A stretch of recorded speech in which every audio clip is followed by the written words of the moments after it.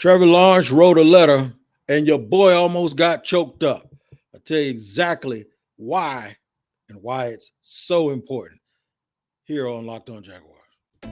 You are Locked On Jaguars, your daily Jacksonville Jaguars podcast, part of the Locked On Podcast Network, your team every day.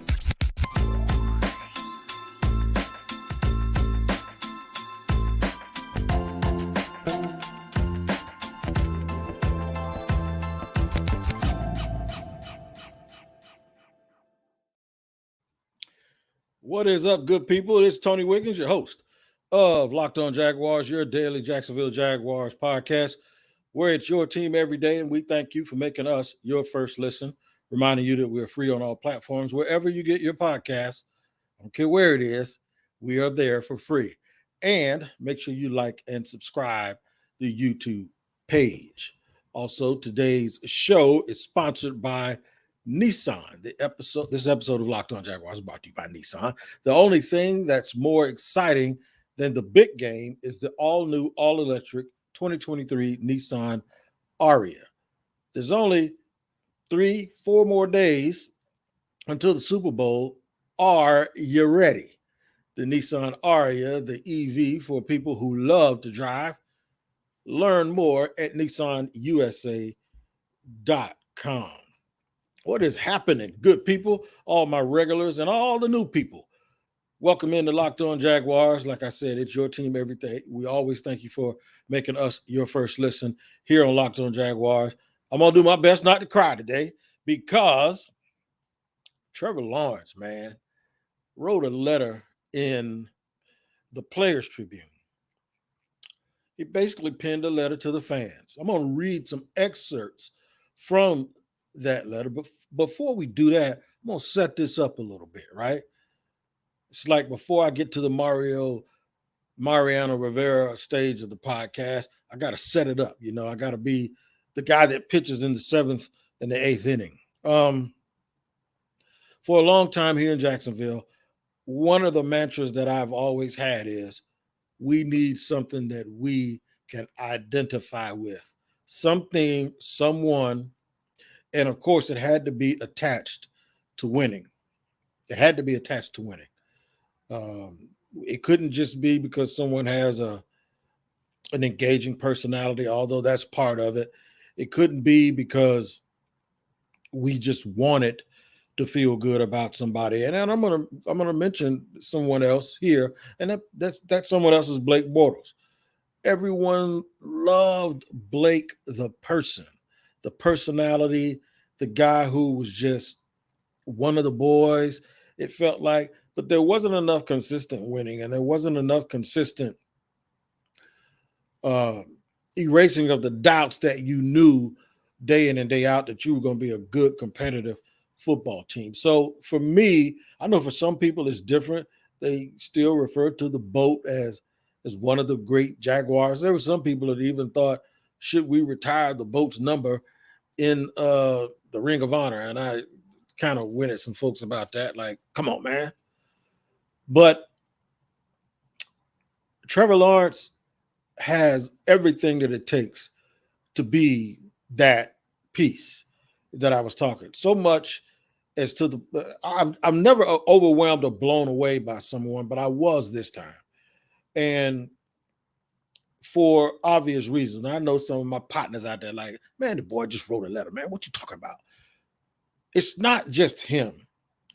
It's this feeling that a group of people that I care about, and I don't want to get all sappy here, but a group of people that I care about because I love this city, and the people that have gotten a bad rap are the fans. And it's something particular that he mentioned about the fans that I have always said, and anyone who's listened to Locked On Jaguars, you've heard me say it on several occasions, that the Jaguar fans, if not the best, are as good as any fan base in America. And I'll shout that from the TIAA Bank building downtown. Anyone who's ever thought anyone else was just believing some clout chasers on the internet or some clout chasers on cable TV who just wanted something bad to say about Jacksonville. As if all of the grief that the Jaguars have had to go through, it couldn't have been the owner or the management's fault, or it couldn't have been on the coaches. It had to be on the players or on the fans in the city and all of this stuff. So I'm setting this up for y'all so y'all understand why this touched me so much. And the one thing I said that these fans needed here, almost as a reward for their loyalty, almost as a reward for the sacrifice and everything that they've ever gone through, they needed a winner. They craved it. They wanted it. And I wanted it for them, right? Not just to shut people up, but because I really, really in my heart of hearts felt that this city deserved it because they were getting a bad rap. Then it played out, the ping pong balls, all of that stuff. Frank Gore, what up? All of those things happened. I'm going to mention Urban because Urban happened right around this happened. They picked Trevor Lawrence, right? And Urban was here. And so I mentioned it, but we're going to kind of skip that part and the entire year under Urban when they were literally, I almost call it abusing the presence of Trevor Lawrence by pushing him out there almost on a dog and pony show and making him almost just about apologize or at least talk to you enough to make you forget about all of the foolishness that was going on in that building in 2021 under Urban Meyer. Move ahead to Doug Peterson. A whole new thing changes. Doug is the right leader. He builds the trust with the players. And now because the Jaguars are winning and have won at least the AFC South this year and a playoff game, you now get to hear from your quarterback in an unadulterated way. And it's almost as if he had a checklist of the things that not only me, but many of us have talked about in the past about how we want to be rewarded, how we want to feel about our team, how we want our quarterback to play. And it's a thing of beauty. I'm going to read some excerpts of that for you and talk more about why I think it's so critical and it's so important for you guys.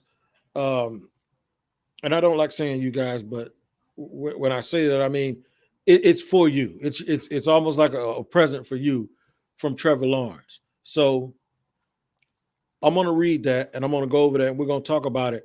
Some of it line by line. I'm not going to go through the whole thing, but it really is something. If you want to read it, it's on the Players Tribune. I posted it on my social media. Man, I'm telling you, you're going to absolutely love what that young man had to say about this season, about Jacksonville, about the city, and more importantly, about the fans of the Jacksonville Jaguars. And I'm going to give you some optimism around segment 3 right before we sign off for the day. I'm going to give you some optimism. I'm going to tell you why this is the absolute real deal. I'm going to do all of that for you here today on Locked On Jaguars. First, I have to let you know about today's sponsor. This episode is sponsored by Ultimate Football GM. Now, you guys are going to love this because I know you've heard me talk about this mobile game app especially. I'm going to play it again. I'll be on a plane again here in a couple of days, and I'm going to play it again, and I got some tips. So hopefully I'll feel better. I won't have a team full of Vontaze Burficts and lose my hat like I did when I first started. But now it's your turn to compete.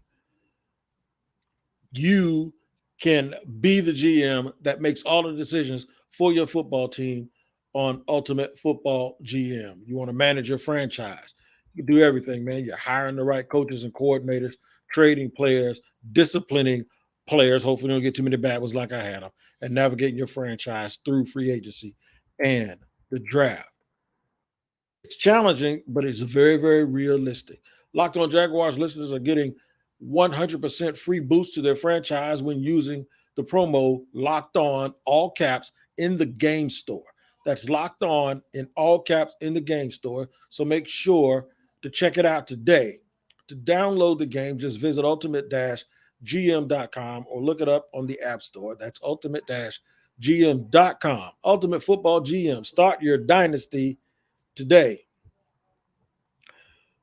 And just like every day, you start your day here with me on Locked On Jaguars, making us your first listen, and we are absolutely grateful for you to do that. So I got the little details on the letter that Trevor penned. I think he finished it while he was on an aircraft or something like that. It's unbelievable, man. It's unbelievable. The dude literally says everything you would want to hear. It's titled A Letter to Jacksonville. And normally guys write these type of letters when they're leaving the team or retiring. I'm going to start it in this first paragraph, and it's going to feel like he is sitting on your lanai, in your family room or whatever. And I'm going to quote it right now. Look, I don't want to be writing this. I don't want to be home. I don't want to be out there I want to be out there with my guys prepping for another game. I want to be showing out for Jacksonville. But these past few months, we've grown a lot as a team, and we want this to be the beginning of our story. So I wanted to take a moment to say thank you to all of Duval, because I know how much this season meant to our city. Right there. Right there. He used the term Duval. He says, look, I don't want to be writing this. So that tells you that there's nothing fake behind it. There's no, it's not disingenuous. He told you, I don't want to be writing this letter. And when somebody's writing you a letter, but they tell you they don't want to be writing this, and then they tell you what they really want to be doing, and that is playing Sunday on the 12th in Arizona for a championship. Yeah. Like, I want to be trying to win a title for you. I don't want to be getting these brownie points writing you, but I'm going to write you because I'm thinking about you, and I know how much this all meant to Duval. And listen to the last thing he said, because I know how much this meant to our city. Just to have the wherewithal and to be able to read the room and understand that this did mean a lot to the city. And here's something that takes me back. I'm going to quote him again. Now listen, there's one memory I keep coming back to, says Trevor, when I think of y'all. It's when I was looking up at the scoreboard and it was 27-0. And in quotes, he says, I know I don't have to tell you what game. It's the Chargers game. This was right before our last drive of the half, and the Chargers had been beating us all over the field, and I was going through the tablets watching back the picks, just trying to keep myself focused. But then I kind of looked up into the stands, and I noticed something. Nobody was leaving. That's a testament to you as a fan, and the reason why it's a testament to you as a fan is, one, you got this far, why would you walk away? And two, you had learned from the previous weeks that this is a team that was down to the Raiders and the Cowboys, and it was something about them, and you weren't giving up. And three, even if they weren't going to win, guess what you were saying? What you were saying is this has been a great year. We're going to stand here, and we're going to ride with you even if you lose, but we're going to let you know we appreciate you for what you've already done. You got us to the playoffs, and we all – see, sometimes when you do stuff like that, you get a blessing that you don't even understand. You think you're sitting there, and I remember this, and I want whoever it is, we were going back and forth on Twitter, and I got angry at you. I believe your name is Schultz, and it's somebody that I interacted with a lot. And maybe now that cooler heads prevail, you can understand. I think you might have been a little intoxicated, but that's all right, because you said a couple of things to me that you normally didn't say. You said in the first half, oh, well, been a great season. We didn't expect to get this far. And all I said was, it's not over. I told people in the press box, it's not over. Now, I'm not saying that anybody who thought it was over is wrong. It's not what I'm saying. You can fan how you want to fan. I'm not that type of guy. But I had a gut feeling that it was not over. And Trevor looked up, and because so many people were still standing there and didn't have the attitude that it was over, that actually fueled him. So anybody that doesn't tell you that the players don't care what the fans think is wrong, especially during the game. A lot of times they tune you out if you're not a player, and they don't listen to comments and podcasts. But here's one case where a dude told you he did listen. He was paying attention. He was looking, and he was looking to you as the fan for inspiration, and you gave it to him. And you guys were the catalyst to him getting his wits back and getting himself together, and he played for you. He absolutely played for you. And there's nothing more that makes me more proud to understand that at the end of the day, with all of the good things that have been said about Trevor Lawrence and Doug Peterson, Trevor Lawrence said something about you, the faithful 50,000, the people that are all, I might have to up that number now to the faithful 60,000. But it's the folks I always say that have suffered the absolute most, and that is the fans of Jacksonville. No, I didn't tell him what to write. I think I spoken to Trevor, maybe asked him a question or two once or twice, and maybe gave him a head nod when making contact. But you would think that when you read this letter and you listen to my past podcast, if you have listened to him, that I told him to say all of this stuff to y'all to make you feel good, but I didn't. And that's why I feel good for you. I almost feel like I'm a proud papa who knows what Santa Claus done left you under the tree, and now you're opening, and I'm happy to see that you open your gift. Because when you've been as faithful as the Jaguar fans have been, sometimes you get things that are the gifts that absolutely keep on giving. And in this case, that's exactly what it is. I'm going to give you some more of some of the things that Trevor Lawrence said about this season and about you, the Jaguar fan. I'm going to do all of that in just a second here on Locked On Jaguars after I let you guys know about Prize Picks. That's right, Prize Picks. If you ain't on Prize Picks by now, I don't know what to tell you, man, except you need to get on Prize Picks, because Prize Picks is absolutely incredibly fun, and you can win you some money in the process. Prize Picks is a daily fantasy game where they have entries with player projections attached to those entries, and you have to say whether those entries are correct by saying they're going to go more or less. One more football game to go, but you can do it with any sport that's playing right now because Prize Picks has you covered.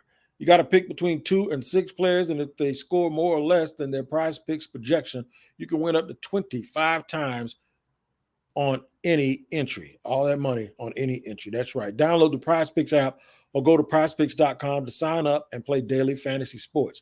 First-time users can receive a 100% instant deposit match up to $100 with the promo code Locked On. If you deposit $100, Prize Picks will give you $100. If you deposit $50, Prize Picks will give you $50. Don't forget to enter the promo code Locked On at sign up for an instant deposit match from Prize Picks. And got to let y'all know about Built Bar. Our sponsor for today is Built Bar. And look, I don't know how many times I had to tell you, I've been telling you about Built Bar forever, but I got some new information for you. I know I told you to go to built.com and use the promo code and all of that. Well, guess what? If you live near a Walgreens or a Sam's Club right now, you can just walk in the store and buy them. That's right. If you live near Walgreens, slide up in Walgreens and go back in the pharmacy department, and you can grab yourself a nice box of Built Bars, a 4-pack or 3 or 4-pack, if that's what you like. But if you're like me and you're challenged when it comes to keeping things that taste good out of your mouth, you might want to run to Sam's Club and grab you a 13 Built Bar box. That's right. The macros and Built Bar are off the chain, man. You won't even believe that Built Bar is good for you. You think it's something you ain't supposed to be eating because it tastes so good. The main thing is it's covered with 100% real chocolate.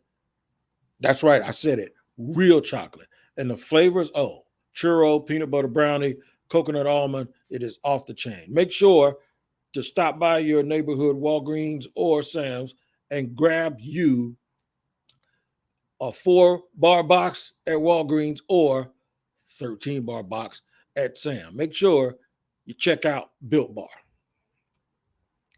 I rolling along here, man, and I'm sitting here blown away by the letter that Trevor Lawrence wrote to the Jacksonville fans. Let me tell you something he said about y'all sticking in there. He said the fact that y'all didn't left, and I'll quote this, that struck me as saying a lot about this place. We're out here down by 27 in a playoff game. Most people watching on TV probably thought it was over, but inside the bank, it wasn't like that at all. Everyone was still with us, still getting crazy loud and waving their towels and trying to pump us up. I am sitting here blown away, man.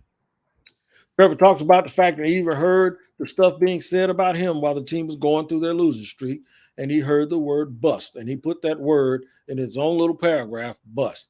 He says, yeah, I heard it, but I didn't let it impact me at all. I know how people get, so I just kept my head down, and I had a lot of conversations with my wife, Marissa, about the bigger picture of our lives, our journey, who we wanted to be, and her belief in me meant so much because in talking with her, we just kept coming back to the idea that we're here for a reason. We really do feel this way. We feel like Jacksonville is our home, and we badly want to be a part of turning this thing around all the way around. So I know I just had to block out the noise. I'm going to let y'all go and read most of that by yourself, but I'm stuck right there too because Trevor says his journey, this is his home, that him and his wife believe that they were sent here for a reason and that they badly want to be a part of turning this thing around. And when he emphasized all the way around, you know what that means. That means a Lombardi trophy or 2 or 3 and permanently changing the culture of this franchise. The rest of this is so good, but I'm going to leave it for you. But here's what I'm going to give to you. Jacksonville, y'all, you lucky. You got it right. You got it absolutely right. Trevor Lawrence ain't just a franchise quarterback. Trevor Lawrence is on his way to being a Jacksonville hero and an icon in this city and making everybody around not only the country but around the world that watches football know who the hell the Jacksonville Jaguars are and do a deeper dive and take a closer look and get behind the curtain and find out what really Jacksonville is all about. And when they do, they'll have a guy standing at the front of this entire organization that's going to represent this organization in this city the way it's supposed to be, the way we all hope for, exceeding my expectations. I just wanted a good football player who people can resonate with and a team that has an identity that people can get on with. I didn't expect this. This is more.